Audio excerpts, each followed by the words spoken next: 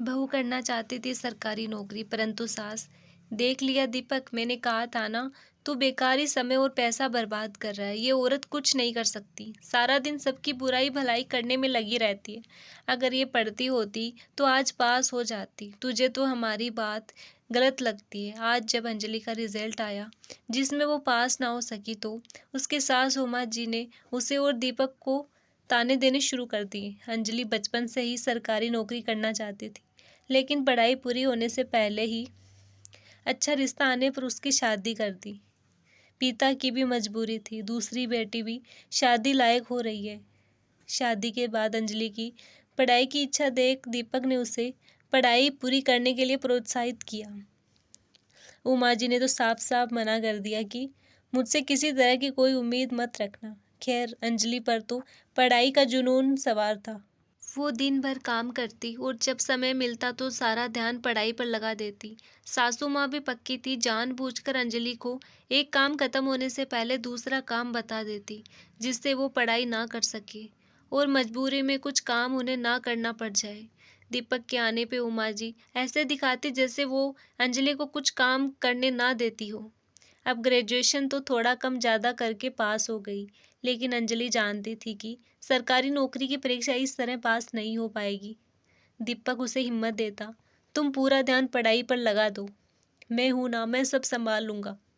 अब तक घर में देवरानी भी आ गई थी, लेकिन सासू माँ ने अभी भी अंजलि को पढ़ने का समय नहीं दिया था, बल्कि रोज ऑफिस से वापस आने पर दीपक से यही कहती कि दिन भर तो पढ़ती नहीं और रात को तुमसे हम सबकी बुराई करने में लग जाती है। पढ़ना तो है नहीं, पैसा बर्बाद करना है बस। आज जब रिजल्ट में अंजलि का नाम नहीं आया तो सासू माँ ने फिर दीपक से यही सब कहा। आज तो दीपक को भी गुस्सा आ गया। उसे अपनी माँ की बात सही लगी, क्योंकि कभी कभी तो अंजलि अपनी परेशानी उनको बता देती थी। कुछ समय बाद भाइयों के आपस में झगड़े होने लगे। सास ससुर ने दीपक और अंजलि को घर से बेदखल कर दिया। का यह सब सोचना था कि जब अकेली रहेगी तो सारी जिम्मेदारी सर पर पड़ेगी, तो पढ़ाई का सारा भूत उतर जाएगा।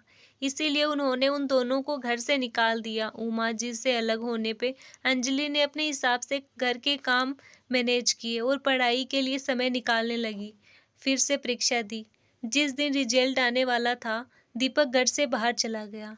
पास तो तुम्हें होना नहीं है, मेरे सामने रोने का नाटक लेकर बैठ जाओगी, इसीलिए मैं घर से ही चला जाता हूँ, शाम को आऊँगा। दीपक की इस बेरुखी से अंजलि बहुत उदास थी।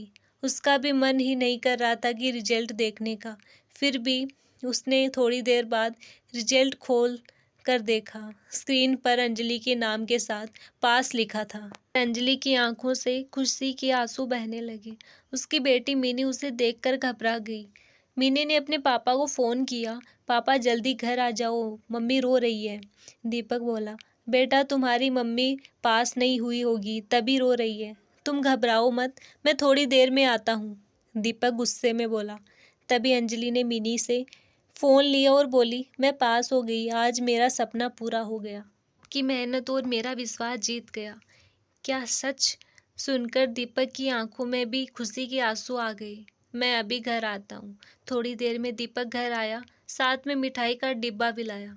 आते ही दीपक ने अंजलि को गले से लगा लिया। आज तुमने मेरी इज्जत रख ली, मैंने तो उम्मीद ही छोड़ दी थी। ये तुम्हारा ही विश्वास था जो जीत गया। आज अंजलि के जीवन का सबसे खुशनुमा पल था।